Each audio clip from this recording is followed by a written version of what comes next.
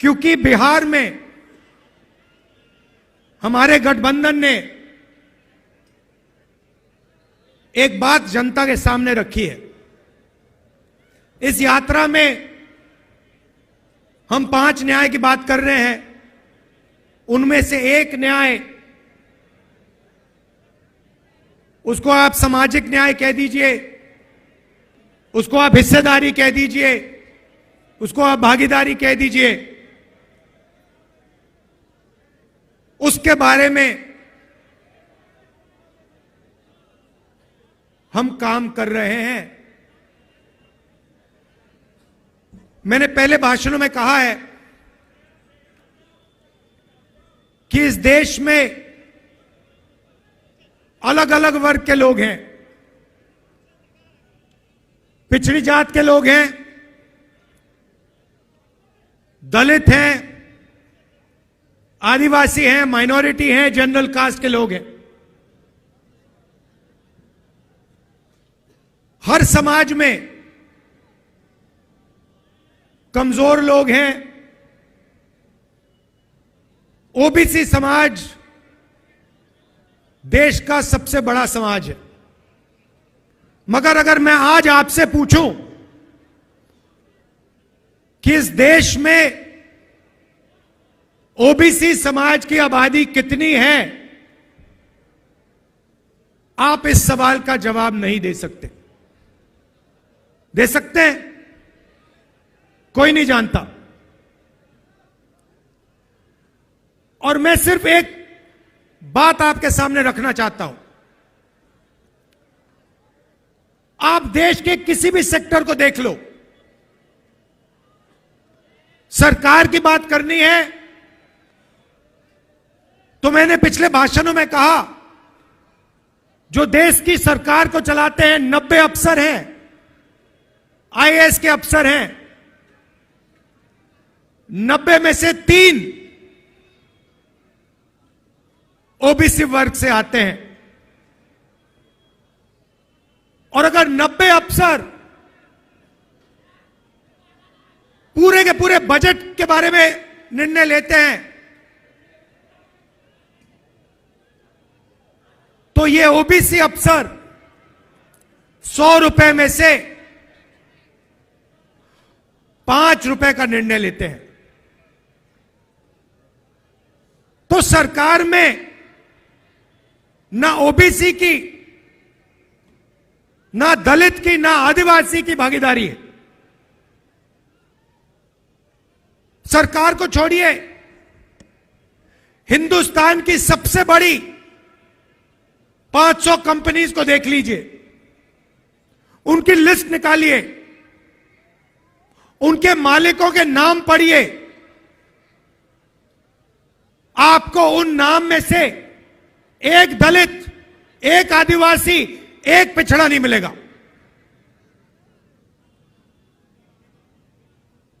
Media को देख लीजिए, अखबारों को देख लीजिए, टीवी को देख लीजिए, एक मालिक ओबीसी वर्ग, दलित वर्ग, आदिवासी वर्ग का आपको नहीं मिलेगा। रिपोर्टर मिल जाएंगे, उनको भी कोने में बैठा रखा है, जो उनके दिल में वो बोल नहीं पा रहे हैं। मगर सीनियर मैनेजमेंट में और मालिकों में आपको एक ओबीसी, एक दलित, एक आदिवासी नहीं मिल सकता।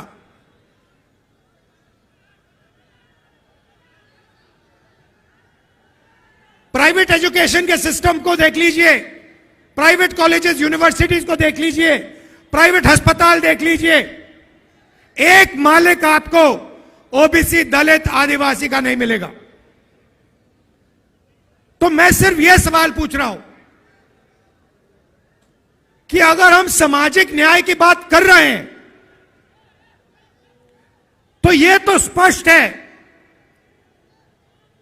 कि हिंदुस्तान के किसी भी सेक्टर में पिछड़ों को, आदिवासियों को, दलितों को न्याय नहीं मिल रहा है। अब सवाल बनता है, पहला कदम क्या होना चाहिए? किसी को चोट लगती है, पहला काम डॉक्टर कहता है, पैर में चोट लगती है, पहला काम डॉक्टर कहता है ऐसे करो, एक्सरे जाके कर लो। एक्सरे करने के बाद साफ पता लग जाता है कि हड्डी कहां से टूटी है। सही बात। मैं सिर्फ यह कह रहा हूं कि समय आ गया है कि हिंदुस्तान का एक एक्सरे हो जाए।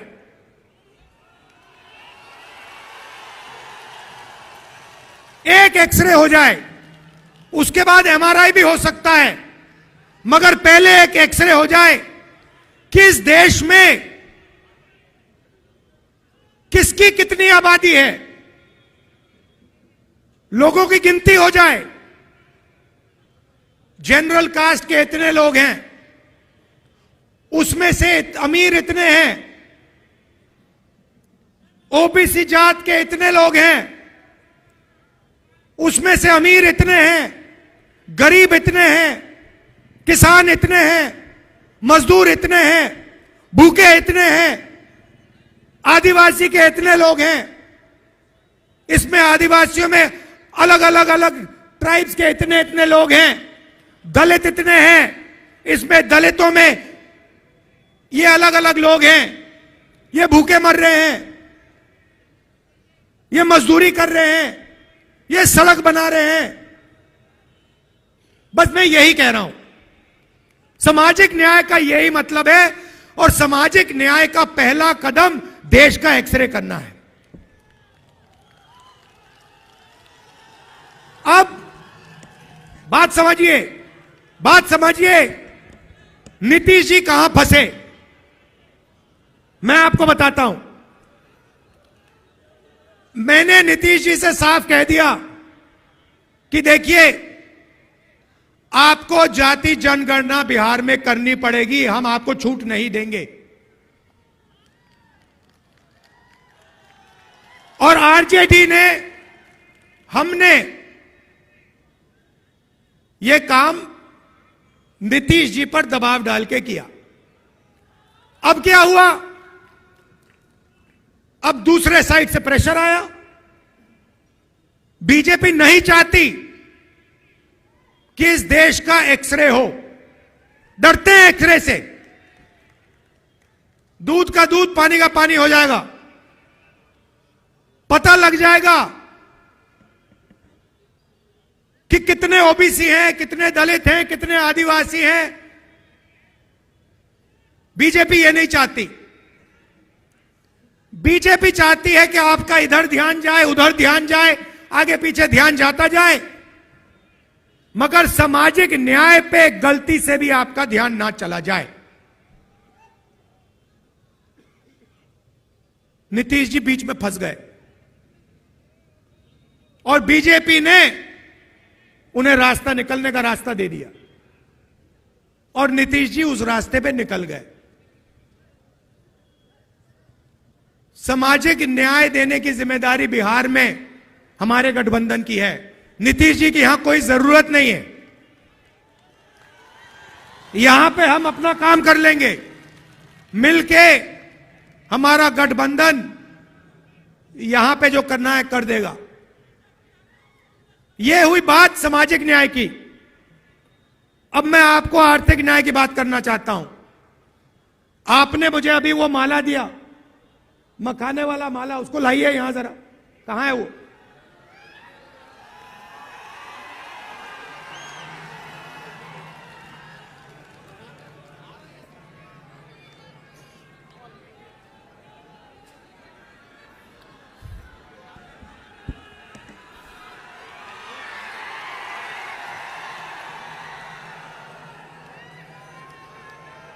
मैं 1 मिनट में आपको आर्थिक अन्याय समझाने जा रहा हूं।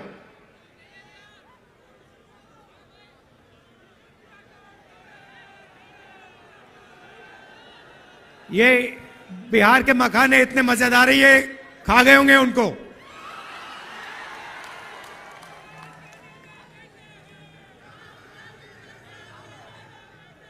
खा गए। देखो कहां गए। हाँ, लाओ लाओ लाओ लाओ, उसको लाओ। थोड़ा मजा भी आना चाहिए। आ रहा है?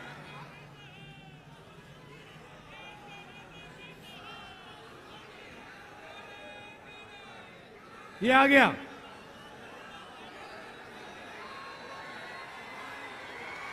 ये देखो कितना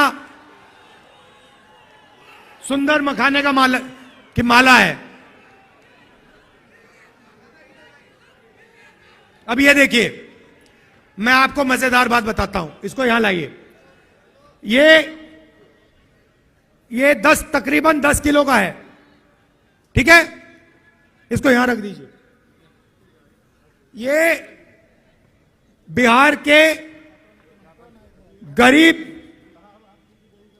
किसानों का खून पसीना है। सही बात है। ये बिहार के गरीब लोगों ने अपना खून पसीना देकर, घंटों पानी में बैठकर ये हमें दिया है। 10 किलो का है ये। आपको मालूम है ये अमेरिका में कितने का बिकता है? अमेरिका में अगर आप इसको बेचोगे, जो बिक रहा है अमेरिका में, ये बड़ा बिक रहा है आजकल। वहां पे फैशन आ गया है कि मखाना खाएंगे, बिहार का मखाना खाएंगे। सबसे पहले उनको मालूम नहीं है ये मखाना कहां से आता है, पहली बात यह है।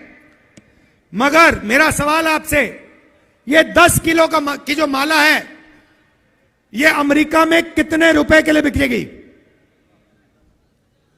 चुप हो गए। मैंने नेट पे देखा, अभी देखा, ये माला 15,000 रुपए के लिए अमेरिका में बिकेगी। 15,000 रुपए 10 किलो के लिए। अब मुझे बताओ, इसमें से 15,000 रुपए में से बिहार के किसान को कितना रुपया मिल रहा है? बिहार का किसान 250 रुपए किलो के बेच रहा है, मतलब 2,500 रुपए 10 किलो के लिए। ये 15,000 रुपए, गलती की मैंने, ये 15,000 रुपए 1 किलो का, मतलब ये माला अमेरिका में 1,50,000 रुपए के लिए जाएगा। गलती कर दी, सॉरी।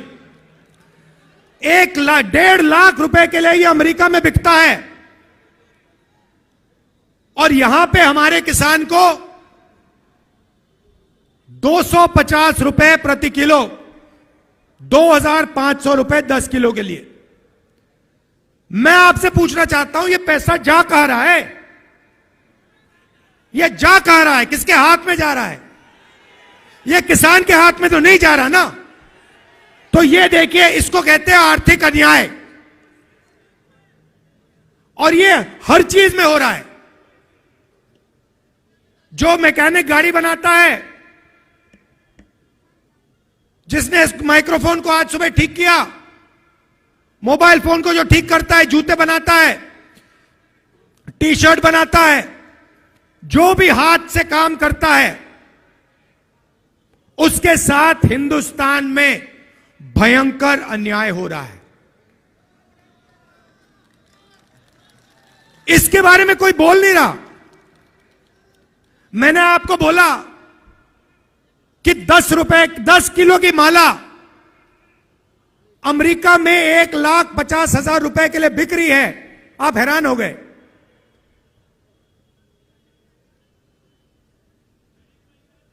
$1,50,000 रुपए ये पड़ा हुआ है हमारे सामने।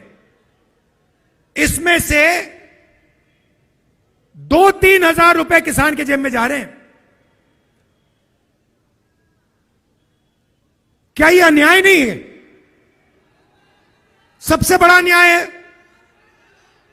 तो जब हम आर्थिक न्याय की बात करते हैं, हम चाहते हैं कि अगर ये 1,50,000 रुपए की माला है तो कम से कम 30-40 हजार रुपए तो किसान के हाथ जाए। अगर मैकेनिक काम कर रहा है, मोबाइल फोन को कोई ठीक कर रहा है, खेत में काम कर रहा है, उसको अपनी मेहनत का सही फल तो मिले। और जहां भी देखो हिंदुस्तान में, मैंने छोटा सा उदाहरण दिया आपको, जहां भी देखो जो गरीब है, कमजोर है, हाथ से काम करता है, उसको अपनी तपस्या का फल नहीं मिलता देश में। तो ये दो बातें मैं आपसे कहना चाहता था। एक, किसकी कितनी आबादी है, ओबीसी कितने, दलित कितने, आदिवासी कितने, और उनमें से कितने गरीब हैं, कितनों के पास सरकारी नौकरी है, कितने कंपनी में काम कर रहे हैं, देश का एक्सरे। और दूसरा बहुत महत्वपूर्ण सवाल, 1.5 लाख रुपए की माला में से हमारे किसान को 2,500-3,000 रुपए क्यों मिल रहे हैं, ज्यादा क्यों नहीं मिल रहा है? यही दो सवाल हैं हिंदुस्तान के सामने। बाकी सब आपके ध्यान को इधर उधर करने की बात है। अब आप कहोगे इसमें बिहार का क्या रोल है, बिहार को क्या करना है? हजारों साल से यह प्रदेश इस देश को सामाजिक न्याय और आर्थिक न्याय दिखा रहा है। सोशल मूवमेंट होती है, देश जागता है तो बिहार से जागता है। गांधी जी के आज हम याद कर रहे हैं, उनकी तपस्या चंपारण में शुरू हुई थी, बिहार में शुरू हुई थी। इसलिए मैं आपको यहां कह रहा हूं, बीजेपी के लोग आपके ध्यान को इधर उधर करना चाहते हैं, क्योंकि वो नहीं चाहते कि आप सबसे जरूरी मुद्दे के बारे में बात शुरू कर दो। और दो ही मुद्दे हैं, आर्थिक न्याय जो मैंने आपको यहां दिखाया, और सामाजिक न्याय जिसको मैं एक्सरे कह रहा हूं, और वो भी पहला कदम है। भाई और बहनों, पिछले साल हमने भारत जोड़ो यात्रा की। कन्याकुमारी से हम कश्मीर तक चले, समुद्र के तट से शुरू किया, चलते गए चलते गए चलते गए, हिमालय तक चले। आप सब हमारे साथ चले थे। बीजेपी देश में नफरत और हिंसा फैला रही है।